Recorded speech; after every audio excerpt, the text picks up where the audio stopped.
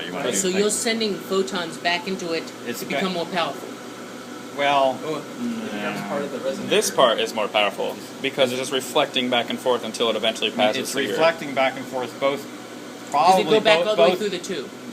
Some of it does.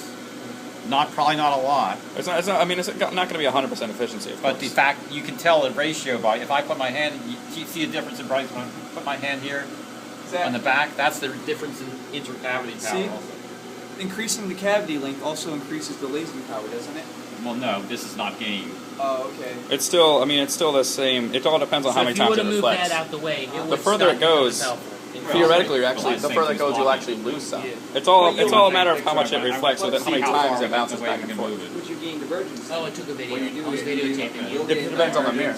You'll get better divergence and you'll have better coherence length. Okay. And it all depends on whether or not the mirror is able to reflect it that well back and forth. I mean, if it'll only reflect well up until, around here, then you're doing more bad than good. Now, Sam, what's your theory on why photons of light look brighter when they're coming towards you than when you're looking away from them? See, for a second, I Yeah. thought that was a really easy question to answer, and then I thought about it. Because have you ever noticed when you look down, Well, a laser, it looks a lot Yeah. brighter. If it's coming towards you, then the scattering. The way the scattering works. I don't know. for example, I would say it's because you're seeing everything that's hitting, but theoretically you'd see more of what it's hitting from behind it, because you'd see the actual the surface that it's hitting. That's a good question. Zach had my point earlier. Well, I mean, I completely understand the theory.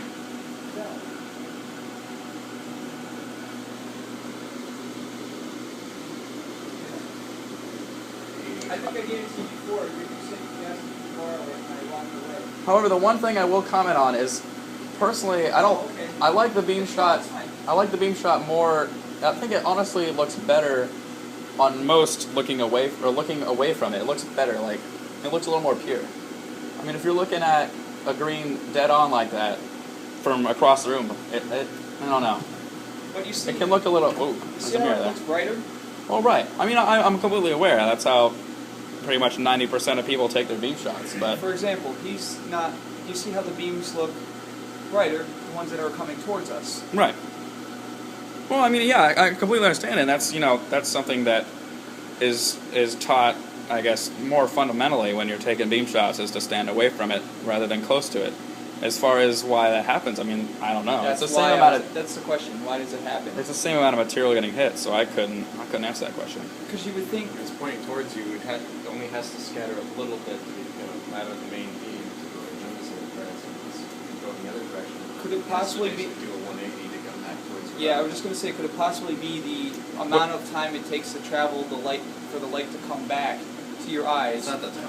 Nothing to do with time. Nothing to do with time. I know why. I saw a video. Well, if you think about it, though, the way you brought it up with you'd think that for standing behind it, you'd see 100% of light hitting the surface of the material that it's hitting. So like dust in the air and stuff like that. You'd see 100% of that. Rather, At a couple On this degrees, side, Right. you see it more when you're looking towards the laser than On this Exactly. side, it's only the few that bounce back. That makes sense too.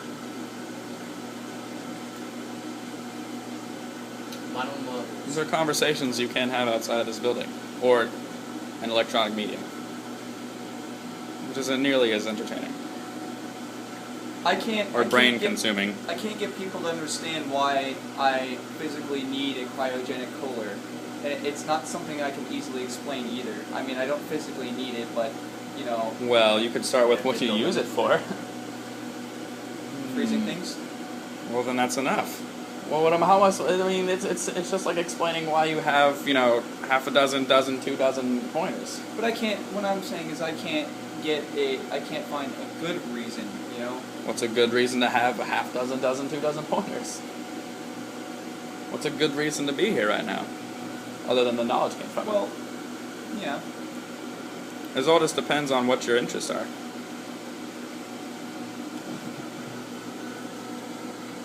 It really is a good demonstration, though. And I'm not going to be able to leave without a couple mirror mounts. now that I've seen this, it's just I'm not going to be able to do it. Yeah, I'm gonna have to hit that ATM immediately. I'm thinking some helium neons are going to be coming in my direction, and some Thor Labs mirrors as well as. Thor Labs has some good stuff. They really do. Actually, the focal length lens, that 50mm focal length lens that they're doing on the C-mount 650s come from Thor Labs.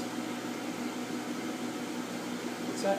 I'm sorry, I was On mesmerized, the 6-mount 650s, or C-mount 650s, pardon, that they have recently become, quote, available, if you will. I mean, they're purchasable, but I guess it all depends on the budget. The lens that they're using for them are the 50mm focal length lenses from Thor Labs. Okay. Instead of, you know, the G1 or the G2 650 or etc. Yeah, those are. And I think it's only maybe a centimeter, and it might be more, a centimeter or like an inch or so in diameter. I know it's not large. It's still pretty small. And, you know, 50mm focal length, that's only, 5 centimeters. It's not that bad. When you're talking about a diode that is 5 watts, so you're going to need a large heat sink to begin with for it.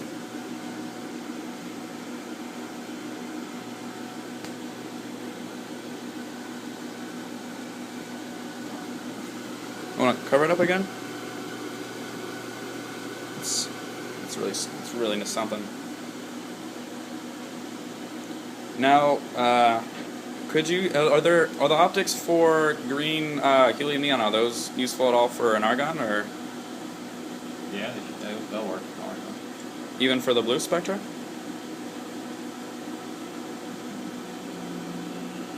Might have to test. I don't know. Let's see the greens.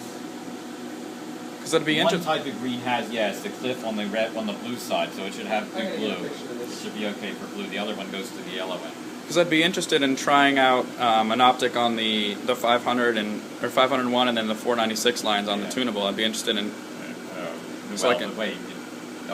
so I can get kind of an actual Well, you can do the same deal with you. You can play these same games with your tunable. right.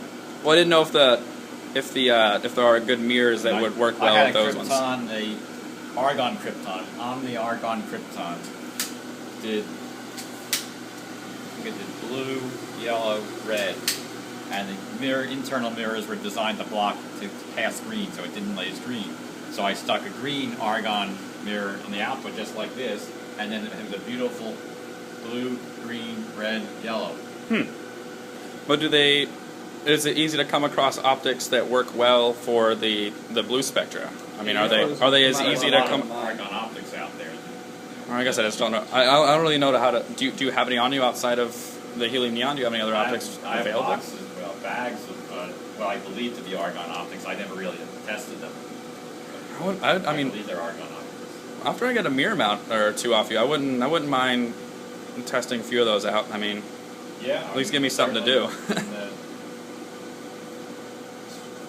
I'll give you. I don't know how much you want for them, and you can just send it with the 5517 alpha. I'm charging basically half of Thor Labs price. I don't know what Thor Labs.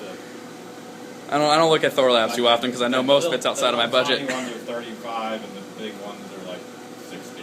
The mirror mounts or the actual mirrors themselves? The mirror mounts. The mirrors will all be, 10 or $20. Oh, okay. It's not bad. You get a handful of those for $50. It won't be bad. Got your Y exposure here. I'll be sure to jump into the beam as You have much to as jump possible. out of the picture. If you're going to take a picture, make it look good. Yeah, make it look professional. Coming from the guy who's been filming this for 9 minutes with all the junk in there anyway, and all this random talking in the background. Very professional.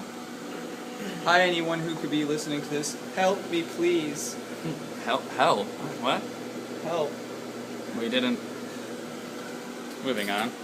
You've got to use him as a test victim. Precision mirror mount adjusted meant by pushing one's hand on the table. That's good stuff. That's science right there. Table pushing method. Yeah, so you should see a change of optimal alignment. That plasma is such a nice color. I was hoping it would show up well on the camera, but it really doesn't. It shows up very bright on the camera. See that? Yeah, it does. Put your hand in front of it again. I wonder if it's because there's a lot of, maybe our eyes can't see the wavelengths properly. You put your hand Oh, in. sorry, Or I'm maybe blocking they it. see it sees the wavelengths better. It sees. Camera. No, it sees UV and it sees IR a lot better. Right, that's what I'm saying. It can see Well, that's the picture. far into the Is that what infrared. the one you're leaving me on? Yeah. Oh, what you just Like what's it look mine? like? He put his hand in the beam while it was exposing. Yeah, well. So that's what that looks like. I almost did something Actually, like that with.